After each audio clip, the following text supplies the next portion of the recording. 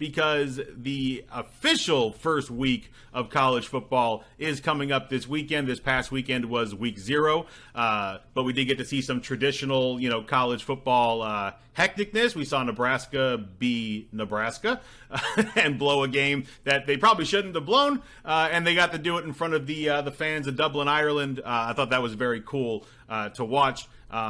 And Hawaii just got absolutely blowed out to end the night. Vanderbilt look a lot better. They'll start off week 0 this year than they did last year, putting an absolute 60-point beatdown on the Warriors. Breaking news, the Lions are releasing Tim Boyle.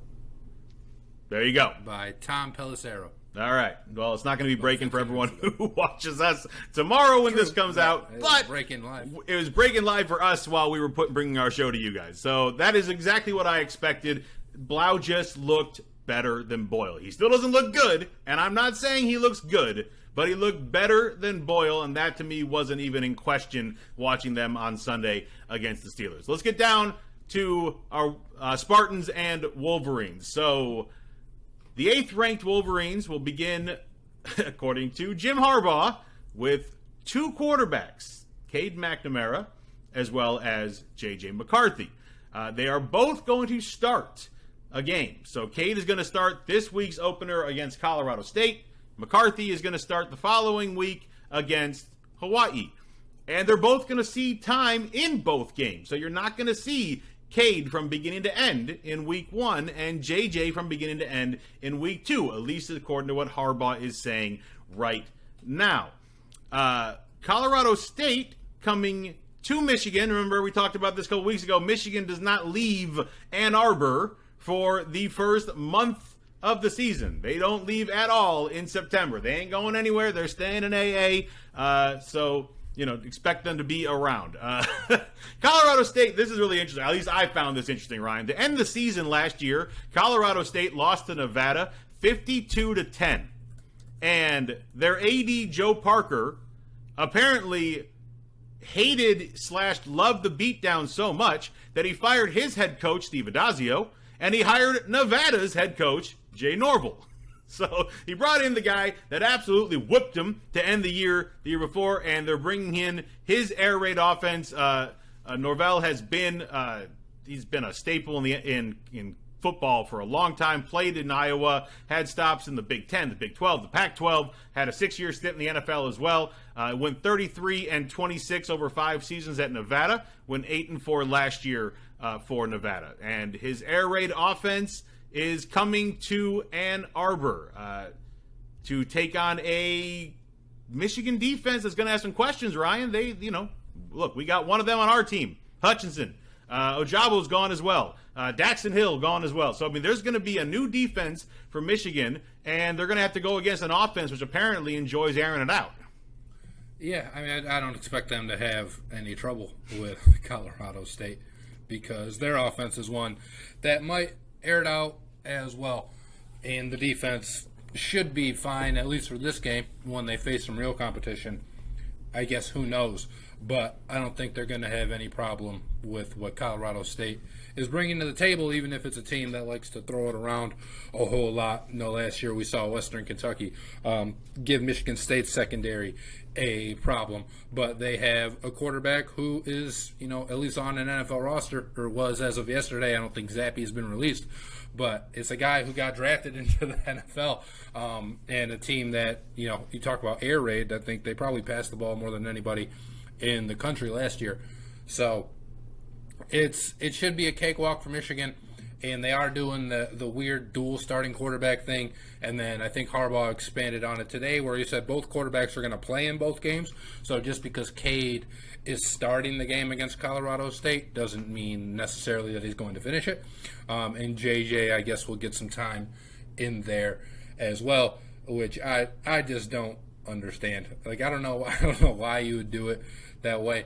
Just name your quarterback or let them both play, because you would think the idea of it is to try and level the playing field as much as you can, but that's, it's not really going to be level at all. Not that one of these defenses I don't think is going to be so much better than the other one, but if you just let if you're calling the game plan and Cade's handing the ball off 35 times because Michigan is just averaging 7 yards a rush, like against Colorado State, there's not going to be a whole lot of point to him, throwing the ball.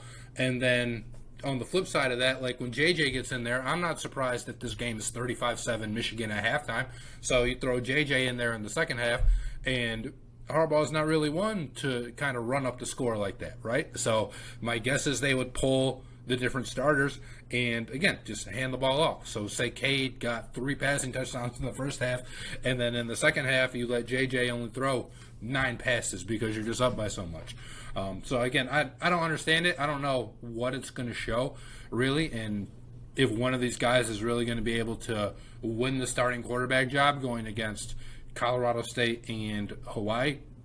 But I guess that is what they're going with, so it is just something that we will continue to watch and talk about because it's not an issue now, but it's certainly a topic of conversation. Obvious. I mean, you're talking about one of the top name teams in the country year in and year out, University of Michigan, and the way they played last year, they were one of the top teams in the country. And so when you have that happening and you have who most people presume is the starter for a team that doesn't throw the ball that much. I mean, Cade, for all of the, the greatness that Michigan had last year, Cade only had 2,500 yards. He had 15 touchdowns and 6 interceptions while completing 64% of his passes. So they're not slinging the ball around the field. Like you said, they have a running game that they focus on. And while losing Haskins as part of that running game, they're going to have to find a way to make up for. I don't know how much of that is going to be through the air as much as it is going to be looking for their next guy to be part of their ground and pound. And you've got, for lack of a better term, 2 weak opponents that you're going against that should give you some time to figure out which of these guys really wants it. And it seems like they both want it, which is why Harbaugh is having a hard time, apparently, making this decision, is that these 2 guys have made it very tough on them. And it's hard for him to say that, Cade, who really led them as far as quarterback to the Big Ten championship, to the college football playoff, is going to be the guy that you now say is the bench, is the second guy. It's hard to make that argument when the proof of the pudding is in the eating, and on the field, Michigan looked really good, but then you've also got JJ McCarthy, who has been highly touted ever since before he came to Michigan, number 25 overall recruit in his class, and he's done all the right things apparently as well, so it's going to make it hard on Harbaugh, and he figures this is the best way to find out who really wants this, who's really going to perform. But like you said, if they are busy grounding the ball and beating up the defensive line, and the quarterback doesn't have to do that much, you're right. You're not going to learn that much from your quarterbacks. And also, they're both probably going to play well. So then what are you going to do? Are you going to, keep it going into the third game? Or even if one of them doesn't, even if one of them doesn't play well, say they have a rough day at the office and they have 2 picks or something, but Michigan still wins the game by 40 points. Is Cade McNamara throwing 2 interceptions and one is tipped and one is just a bad throw? Does that mean that he's just now a worse quarterback for JJ McNamara the rest of the season? And I don't understand how the decision's going to be made. Obviously, that's not up to for me to know how it's going to be made, but the whole situation just seems silly, right? I think at least what I would do in this situation is just tell the team, right? Hey, look, we have 2 guys that we really think can be the starting quarterback for this team. We'd feel really good about both of them, but me and the coaching staff just feel like we have a better shot with X guy, right? And then that's it. And you tell your team this is who our starting quarterback is, and if he goes down, then you have complete faith in the other guy to come in and take the job over, because I don't know, what else do you do? I would just like to have secret a starting ballot quarterback named. I would like to have a starting quarterback named before the first game of the season, and for these games, it's certainly not going to matter who Michigan's quarterback is.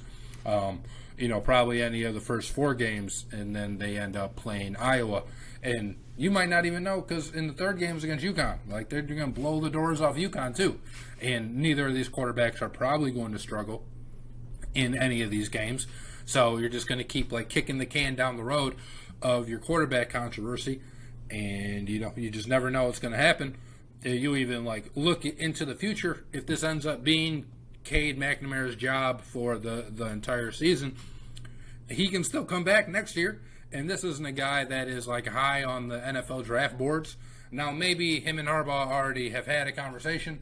Like, hey, as long as I get, like, a 6-round evaluation, I'm going at the end of the year regardless or something, right? That is obviously not something that we would know. So next year is JJ's year anyway. Or, have him and JJ had a conversation. JJ doesn't seem like the type of kid that would transfer, but has he told Harbaugh, like, hey, look, if Cade comes back and I don't win the job in 2023, like, I'm out of here, right? It would certainly make sense for him to leave if he's not the starting quarterback.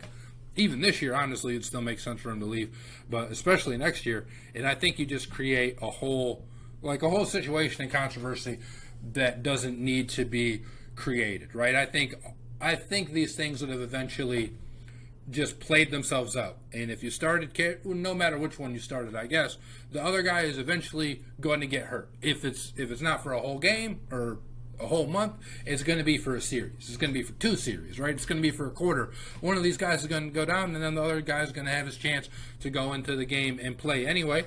And through practice, they're still going to have their chance to take the job, and then you just kind of give it to whoever the better guy is. But apparently they don't know who the better guy is yet. A couple things. Which One, I find hard to believe.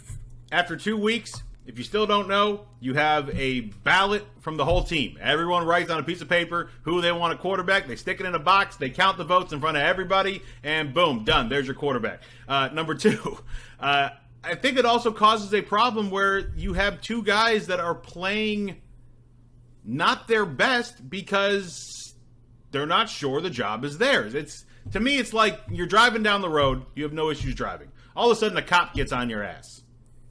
How's your driving?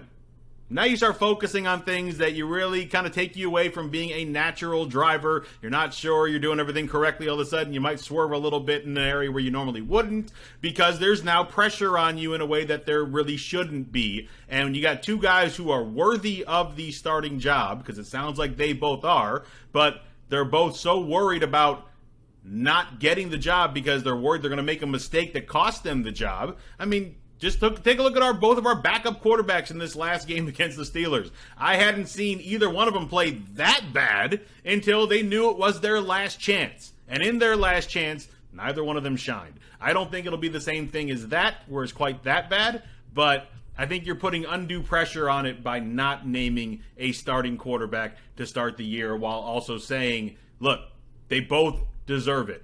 We're going with Cade because we won the Big Ten last year with Cade, and until he shows us otherwise, he's going to be our starting quarterback, and we're going to do it just like last year, where we're going to keep JJ in the mix because he does things differently than Cade does, and it's going to mix up the offense a little bit. Maybe not so much the way they did it last year, because there were definitely times where it was almost like killing the momentum by bringing JJ in, or killing JJ's momentum when they brought Cade back in. But there has to be something you got to figure out. Obviously, this is for guys who are much smarter than us, or at least better paid than us, to figure this out, because it ain't our job to do this stuff. Our job is just to complain about them doing it wrong, which is what they're doing.